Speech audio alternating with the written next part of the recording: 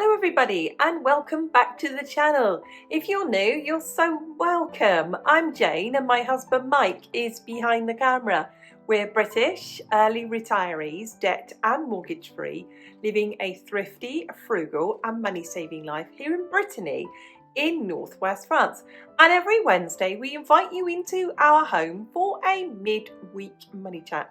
Let's take a look at this week's topic.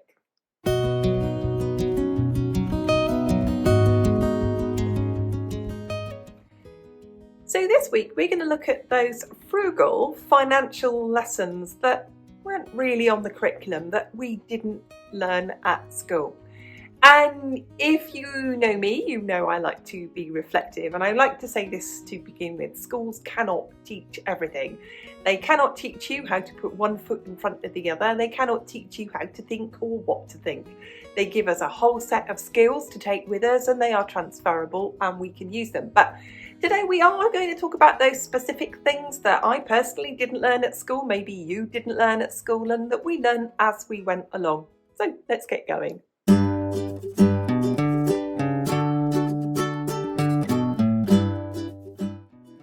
I remember at school, I never ever learned anything about a pension. I had no idea what a pension was. I had no idea at all that the sooner that you start a pension, the better it is for you. So there's number one, things that I didn't learn at school. I did not learn to get a pension and to start it as early as possible, or whatever you call a pension in your country, or however you save for retirement in your country. Maybe you didn't learn that at school either.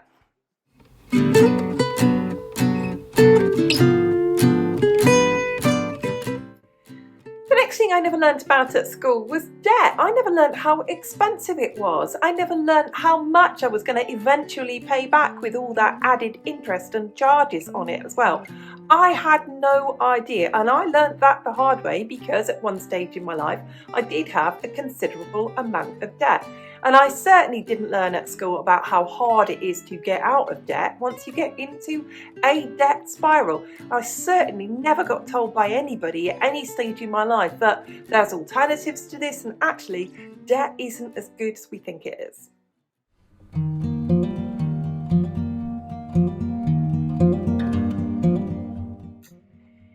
Now, I did learn about savings at school. We did get visited by the banks and we were given like money pots. One of mine looked like a horse's head from Lloyd's Bank, and we were encouraged to save money. But we were taught this in terms of like pocket money. We weren't taught about savings and how we would need to save as adults. At no stage in my life at school did I ever learn about buying a house and saving for a mortgage or putting a down payment on a vehicle or a car, or anything big like that. It really wasn't something that was taught to us. I had no idea about this until I learned this as an adult, about how important regular savings are and how they really add up. And to be honest with you, it really wasn't something that I absolutely grasped until we became debt-free in later life. The biggest difference that it can make to us and our well-being, and especially our financial well-being, of course, are regular savings. No matter how small they are, it is that regular habit of putting money aside that makes such a difference to our lives. And to be honest with us, I didn't learn that at school.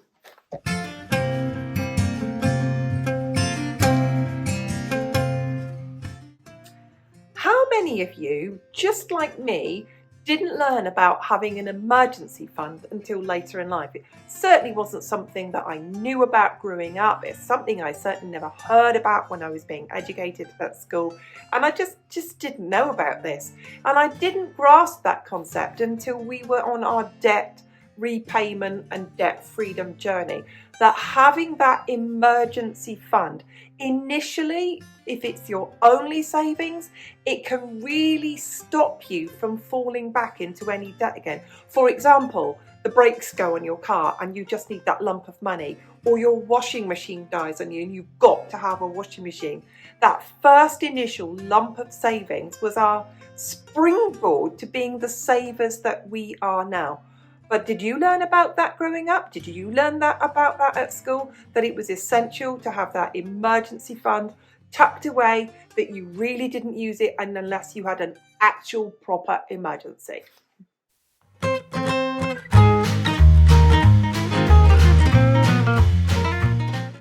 So I grew up in the UK, modern consumerist society, where all of the time we're being encouraged to spend money, have a really lovely lifestyle, have nice clothes, car, things for our houses, all of the time. And I think growing up, as the economy was improving all of the time, we were really encouraged to go and spend that money. But something we were never taught, not really growing up, by our parents maybe, but certainly not by school. And I think maybe schools would be a bit of afraid to mention it in case they sort of pointed out that maybe you might have less money than other people. Maybe that's the reason why. But we were never taught, especially by school, but maybe by other people, that you get so much more for your money when you buy things second hand. And I learned that from my parents at a very early age and put that into practice later on. And it meant that I could have nice clothes, I could have nice things in my house, because I hadn't paid full price for them because I'd bought them second hand.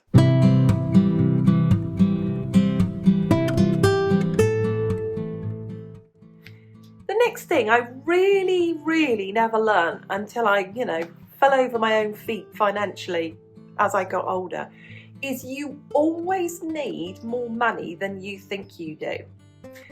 Having children, for example, people think, well, you have children, they don't cost much money, but as they get older, they need more and more money.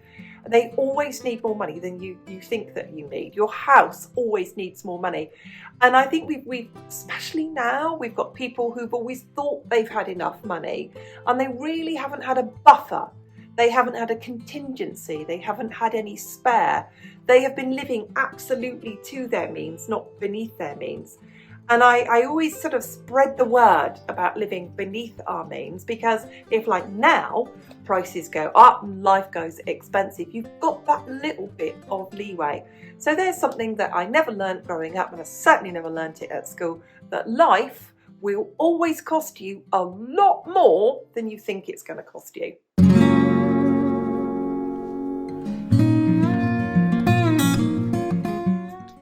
I saved the biggest one for last.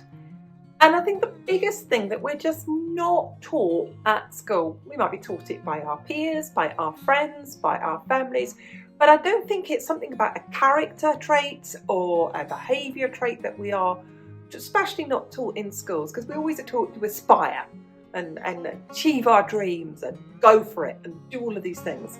We're not taught patience, and especially patience when it comes to deferred gratification.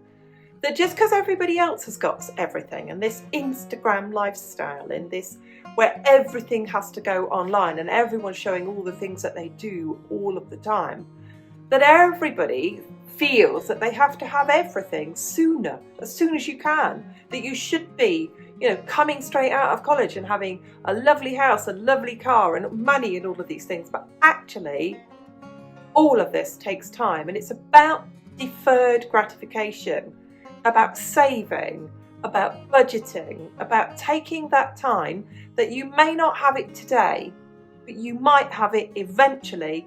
Keep working at it and you'll get there. But it doesn't mean to say that, your life is in a bad place because you haven't got it now. It means life is in progress and you'll get there.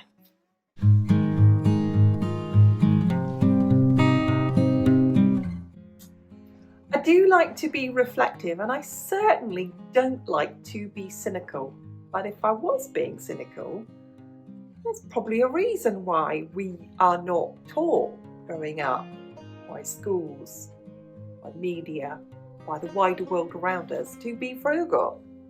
Because we live in a consumerist society. It's based on people spending more money than they've got.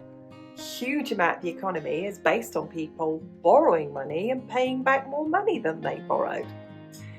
It's not perfect. It's not a perfect world, is it? And lots of us come to our own conclusions in the end. So, are there any that I've missed? What lessons do you think we should all learn growing up? Not necessarily in school, because as I've said, school can't teach us everything. If you've enjoyed today's video, go on, hit that like button. And if you like these videos and you want to see more of them, make sure you hit that subscribe button and the notification bell so you don't miss more of our videos. Just leaves me to say on behalf of Mike and myself, thank you so much for watching. See you soon. Bye for now.